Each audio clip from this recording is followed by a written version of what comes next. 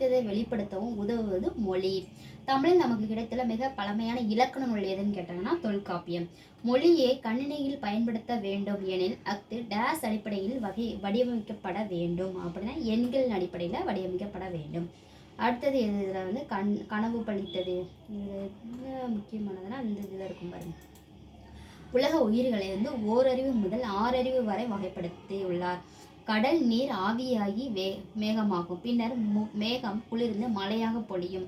அந்த பழந்தமிழ் இலக்கியங்களான முல்லைப்பாட்டு, பரிபாடல், திருக்குறள், கார் 40, திருப்பாவை முதலிய நூல்களில் இந்த அறிவியல் செய்தி வந்து குறிப்பிடப்பட்டிருக்குன்னு சொன்னாங்க. இதில் பாருங்க, ஆள் அமுக்கி முகக்கினும் ஆள் கடல் நீர் நாளி முகவது நாளே அப்படின்னா எவ்வளவுதான் திரவ பொருளை அழுத்தினாலும் அவருடைய அளவு வந்து சுருக்க முடியாது அப்படி சொல்லி யாரு சொல்றான்னா ஔவையார் வந்து சொல்றாங்க.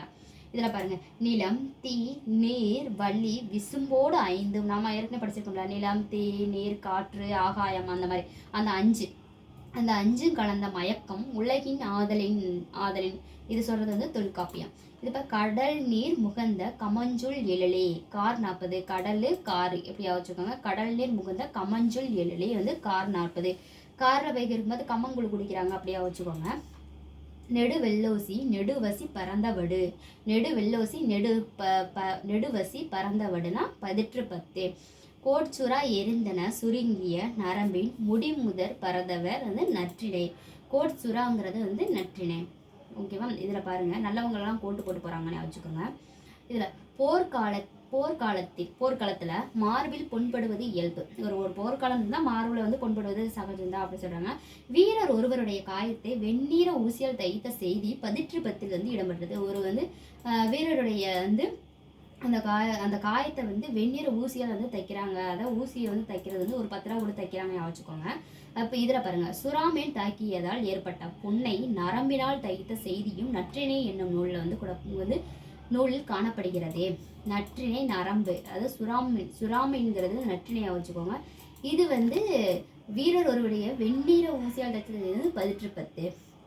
இதில் வேற என்ன இருக்குது? இதில் வேற அவ்வளவா இருக்காது.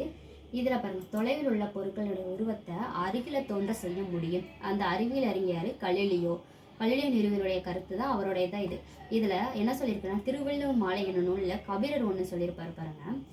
திணையளவு போதா சிறுபுல் நீர் நீண்ட பனையளவு காட்டும் அப்படின்னு சொல்லி திருவள்ளுவர் மாலையில் வந்து கபிலர் வந்து சொல்லியிருக்காரு.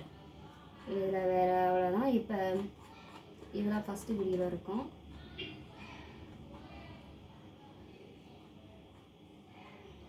இந்த இது படிச்சுக்கோங்க. வலஞ்சுழி அப்படின்னா கிளாக் வைஸ், இடஞ்சுழி அப்படின்னா ஆன்டி கிளாக் வைஸ். வளம்னா அது வலஞ்சுழி அப்படின்னா கிளாக் வைஸ், இடஞ்சுழினா ஆன்டி கிளாக் வைஸ்.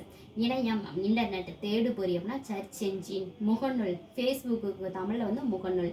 வாட்ஸ்அப்னா புலனம். இதை வச்சுக்கோங்க, வாட்ஸ்அப்னா புலனம். இதே வந்து ஆன்டி கிளாக் வைஸ்னா இடஞ்சுழி. இதே வாய்ஸ் சர்ச், இது கூட குரல் தேடல். டச் ஸ்கிரீன்னா தொடுதிரை. ஆப்னா செயலி. இதே இமெயில்னா மின்னஞ்சல். வாட்ஸ்அப்புக்கு வந்து புலனம். ஓகேங்களா? தமிழ் வந்து புலனம். இப்போ இயற்கை இன்பத்தில் ஃபஸ்ட்டு வந்து சிலப்பதிகாரம் வந்து யார் எழுதியிருக்கா? இளங்கோவடிகள் எழுதியிருக்கார். இளங்கோவடிகள் என்னென்னதை பற்றி எழுதியிருக்காருன்னு பாருங்க. திங்களையும் ஞாயிறு மலையை பற்றி எழுதியிருக்காரு.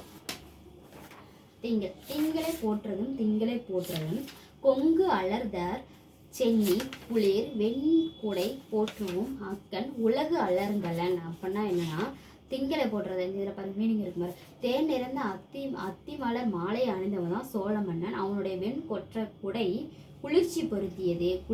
அதே போல அது அந்த நிலவு தன் ஒளியால் உலகுக்கு வந்து இன்பத்தை அளிக்கிறது. அது மாதிரி எப்படி ஒரு நிலவு வந்து உலகத்துக்கு வந்து இன்பத்தை அளிக்கிறதோ அதே மாதிரி அந்த சோழ மன்னன் அதான் அத்திப்பூ மாலை அணிஞ்சவன் வந்து இந்த உலகத்தை வந்து காக்குறான் அப்படின்னு சொல்றான். அடுத்து பாருங்க, 2வது நாயரை போற்றுறது காவேரி நாடன் திகிரி போல் பொற்கோட்னா பொன்மயமான எதிர்காலம். மேருனா இமயமலை. வளம் தரு திரியலான், வளம் திரிதலான். இதுக்கு என்ன மீனிங்னா, காவேரியாறு பாய்ந்து வளம் செய்யும் நாட்டை ஆட்சி செய்வோர் சோழமன். அதான் எப்படி ஒரு காவேரியாறு பாய்ந்து இந்த நாட்டை வளம் செய்தோ அதே மாதிரிதான் சோழ மன்னன். அவனது ஆணை சக்கரம் போல கதிரவனும் பொன் போன்ற சிகரங்களுடைய இமயமலையும் வலப்புறமா வந்து சுற்றி வருகிறது. அதனால வந்து நம்ம வந்து கதிரவன் வந்து போற்றணும் அப்படின்னு சொல்றாங்க. அடுத்து என்ன சொல்றாங்கன்னா, மாமலை போற்றதும் மாமலை போற்றதும் நாம நீர் வேலி உலகிற்கு அவன் அழிப்போல் மேல் நின்று தன் சுரத்தலன் அப்படின்னு மலையை வந்து போற்றுறாரு. என்ன சொல்லி இது பண்றாங்கன்னா, அச்சம் தரக்கூடிய கடலை எல்லையாக கொண்ட அந்த உலகிற்கு மன்னன் வந்து அருள் செய்கிறான். அது போல நம்ம மலையை வந்து வானிலிருந்து பொழிந்து மக்களை வந்து காக்குது. எப்படி ஒரு மலை வந்து நம்ம பொழிஞ்சு மக்களை வந்து காக்குதோ அதே மாதிரி அந்த சோழ மன்னன் வந்து இந்த உலகத்தை வந்து காப்பாத்துறான் அப்படின்னு சொல்றாங்க. வந்து யாருன்னா சிலப்பதிகாரி யாரு, இளங்கோவடிகள். இதுல வந்து பாருங்க சொல்லும் பொருள். திங்கள்னா நிலவு, கொங்குனா மகரந்தம், அலர் மலர்தல், திகிரினா ஆணை சக்கரம், பொற்கோட்னா பொன்மயமான சிகரத்தில், மேருனா அதுல பார்த்தோம்னா இமயமலை, நாமலினா அச்சம் தரக்கூடிய கடல் நீர், அச்சம் தரும் கடல், அள்ளி அப்படின்னா கருணை, இந்த அள்ளினா என்னது கருணை, அந்த ஆழி அப்படின்னா கடலுக்கு அப்படின்னு பார்த்தோமா கடல் அப்படின்னு. இதுல பார்ப்போம் நூல்வெளியில் சிலப்பதிகாரம் என்னும் காப்பியத்தை இயற்றியவர் வந்து இளங்கோவடிகள். அப்போ சிலப்பதிகாரத்தை இயற்றியவர் யாருன்னு கேட்டாங்கன்னா இளங்கோவடிகள். இவர் எந்த மரபை சேர்ந்தவர் அப்படின்னா சேர மரபை சேர்ந்தவர். இது வந்து இவர் வந்து இவருடைய காலம் பார்த்தோம்னா 2ஆம் நூற்றாண்டு. அப்போ இவர் எந்த மரபை சேர்ந்தவர்னு கேட்பாங்க, சேர மரபை சேர்ந்தவங்க. இவர் வந்து எத்தனாம் நூற்றாண்டு அப்படின்னா வந்து 2ஆம் நூற்றாண்டு. ஓகேங்களா, இது வந்து 2ஆம் நூற்றாண்டு. இது வந்து ஐம்பெருங்காப்பியங்கள்ல ஒன்று தான் சிலப்பதிகாரம். இதுதான் வந்து தமிழின் முதல் காப்பியம். அப்போ தமிழினுடைய முதல் காப்பியம் சொல்லி எதை அழைக்கப்படுறாங்கன்னா சிலப்பதிகாரத்தை வந்து அழைக்கப்படுறாங்க. இப்போ வந்து இது ஒன்னொரு பேர் என்னென்ன பேர்னா முத்தமிழ் காப்பியம், குடிமக்கள் காப்பியம். அப்போ முத்தமிழ் காப்பியம் என்னன்னா, குடிமக்கள் காப்பியம்னா எதுனா சிலப்பதிகாரம், முதல் காப்பியம் சிலப்பதிகாரம். ஓகேங்களா, அடுத்து சிலப்பதிகாரமும் மணிமேகலையும் இரட்டை காப்பியம் சொல்லி அழைக்கப்படுறாங்க. அப்போ இரட்டை காப்பியங்கள் என்ன, சிலப்பதிகாரம் மணிமேகலையும் இரட்டை காப்பியங்கள் சொல்லி அழைக்கப்படுறாங்க. ஓகேங்களா, இப்போ திங்கள் ஞாயிறு மலை என இயற்கையை வாழ்த்துவதாக இந்நூல் வந்து தொடங்குகிறது. வாழ்த்து பகுதியை நம்ம படமாக கொடுக்குறாங்க. இதில் பார்ப்போம். கழுத்தில் சூடுவது தார்னா மாலை. ஓகேங்களா, இது கதறினுடைய மற்றொரு பெயர் என்ன, ஞாயிறு. வெண்கொடை என்னும் சொல்லை பிரித்தெழுத கிடைப்பது வெண்மை பிளஸ் கொடை. பொற்கோட்டு என்னும் சொல்லை பிரித்தெழுத கிடைப்பது பொன் பிளஸ் கோட்டு.